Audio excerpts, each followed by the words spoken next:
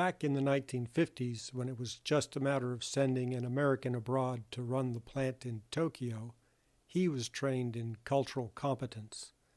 The American learned about Japanese culture, studied his lines, and could act the part. He was an expert compared to other Americans, but perhaps not when compared to a Japanese teenager.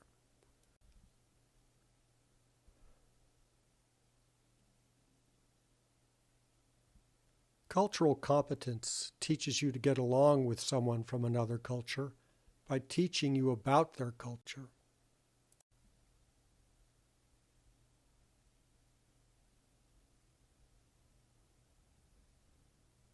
In today's world, important people in your life can come from anywhere. And with the internet, your boss, colleagues, suppliers, clients, competitors, neighbors, friends, and acquaintances can be anywhere.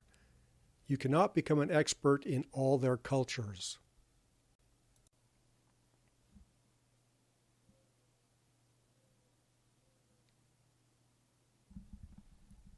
Global agility teaches you to be aware of how we humans define our similarities and differences culturally. To be self-aware about our own cultural identities. To recognize the different assumptions that a person from another culture might be using when we meet them. And global agility teaches you to build good bridges. Globally agile people can handle themselves effectively no matter what cultures life throws at them.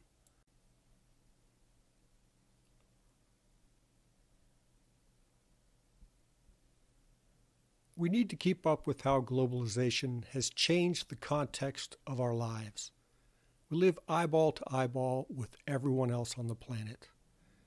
And unless you fit well in the world as it is, you cannot pursue your self-interest and promote your beliefs and values effectively. That's hard enough to do when you do fit in well.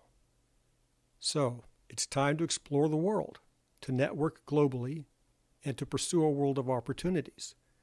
It's time to explore the world with joyful, curious ease, to get along with people from any culture. That is the key skill for the 21st century, is it not? To journey beyond our culture. We need to build our bridges. We have the foundation it takes in our own character and culture. First, we need to become aware of the dimensions in which we humans define our similarities and differences. Then we need to become self-aware, to ask ourselves, what is my personal take in each of those dimensions?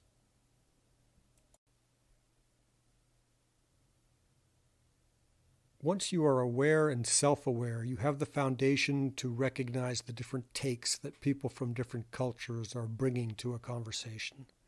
At this point, it's up to you to manage yourself cross-culturally, to avoid those blooper pitfalls that can so quickly end a cross-cultural conversation. It's up to you to connect authentically on a human level and to have a great conversation. Being globally agile is about fitting in the world as it is. And remember, if globalization makes you feel like you've been hit in the face with a stick, you can't complain. It's a boomerang. The interconnected, prosperous, digital world we live in is the one we designed and built.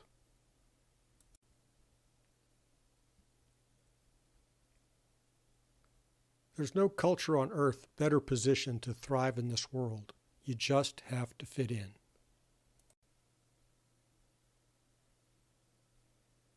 You can go toe-to-toe with globalization, or you can use its momentum to your benefit.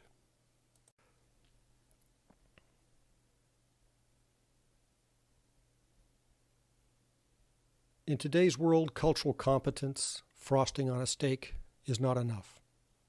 To be effective today, you need to bake in your cross-cultural skills, your global agility.